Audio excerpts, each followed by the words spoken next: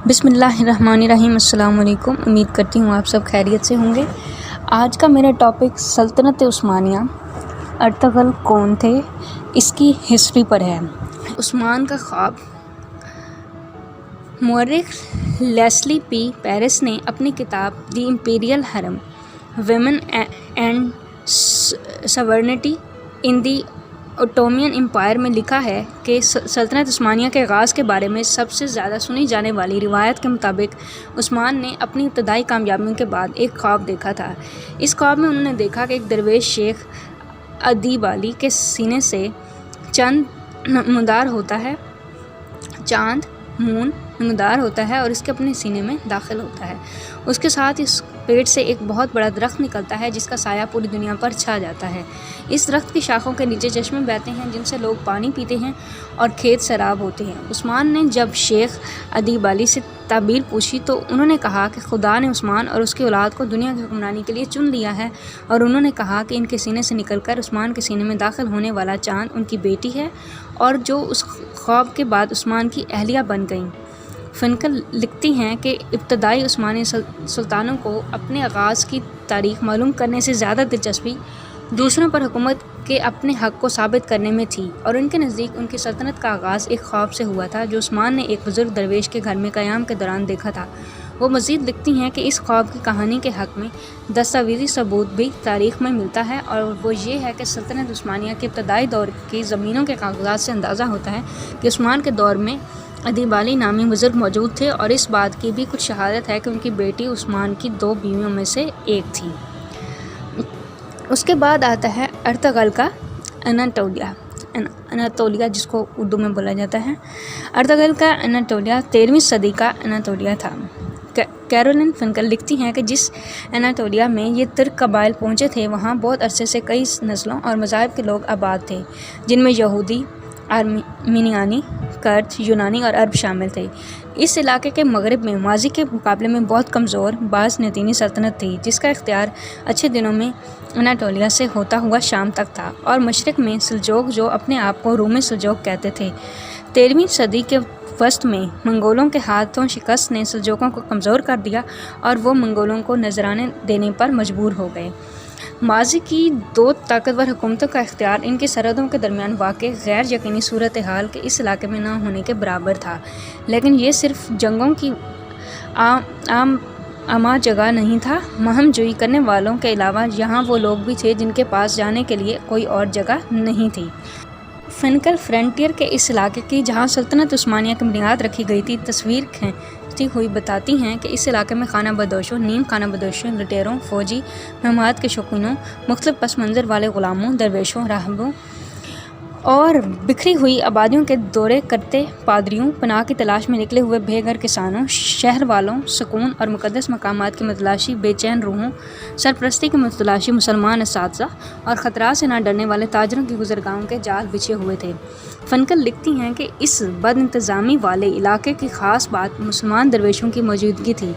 مسیحی راہبوں کی طرح وہ بھی ہر وقت سفر میں رہتے یا پھر اپنے پیروکاروں کے درمیان قیام کرتے اور ان کی زندگی روایات کا حصہ بنتے۔ درویشوں کی کھولیاں علاقے میں اسلام کی اس تصویر کی نشانی تھیں جو اناطولیہ میں سلجوقوں کی سلطنت کے سنے اسلام کے ساتھ عام تھا۔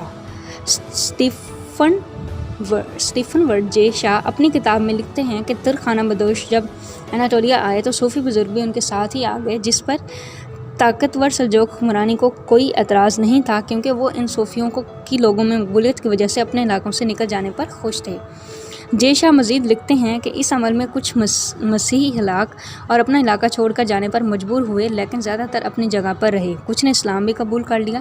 کچھ ترک صوفی سلسلے مسیحی مذہبی مقامات میں بھی داخل ہوئے جہاں مسیحی اور مسلمان ساتھ ساتھ ایک ہی جگہ پر عبادت کرتے نظر آتے ہیں۔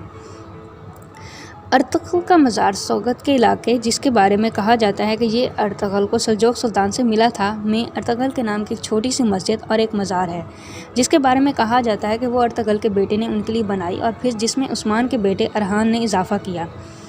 فنکل لکھتی ہیں کہ اس مسجد میں مزار پر اتنی بار کام ہوا کہ اس کی پہلی تعمیر سے کوئی نشانی نہیں بچی، اس لیے کسی عمارت کے بارے میں پورے اعتبار سے نہیں کہا جا سکتا کہ وہ عثمان کے دور کی ہے۔ انہوں نے مزید لکھا کہ 19ویں صدی کے آخر میں سلطان عبدالحمید دوم نے کمزور ہوتی سلطنت کی ساکھ بہتر کرنے کے لیے اپنے آباء و اجداد کی شہرت کا سہارا لینے کی کوشش کی اور سوگت میں ارطغرل کا مزار ازہر نو تعمیر کیا اور عثمانی شہیدوں کا ایک قبرستان بنایا۔ ارطغرل کی زندگی پر ٹی وی ڈرامہ کیوں بنایا گیا؟ اب جانتے ہیں کہ کیوں ٹی وی ڈرامہ اس پر بنانے کی ضرورت پیش آئی۔ امریکن یونیورسٹی آف بیروت کے ماہر بشریات جوش کارنی نے مڈل ایسٹرن ریویو میں شائع ہونے والے ایک مضمون میں سوال اٹھایا کہ ترک حکومت نے کئی مشہور کرداروں کو چھوڑ کر آخر ارطغرل کا ہی انتخاب کیوں کیا؟ جوش کارنی کہتے ہیں کہ سلطنت عثمانیہ میں سلطان سلیمان اور عبدالحمید دوم کی شہرت ارطغرل سے بہت زیادہ ہے۔ ہاں جی، تو ارطغرل پر ٹی وی سیریل بننا بغیر وجہ نہیں۔ ترک ٹی وی چینل TRT کی دنیا بھر میں انتہائی کامیاب سیریز ارطغرل ان کے کائی قبیلے کی اناٹولیا میں مختلف دشمنوں سے لڑنے ہوئے پیش رفت پر مبنی ہے۔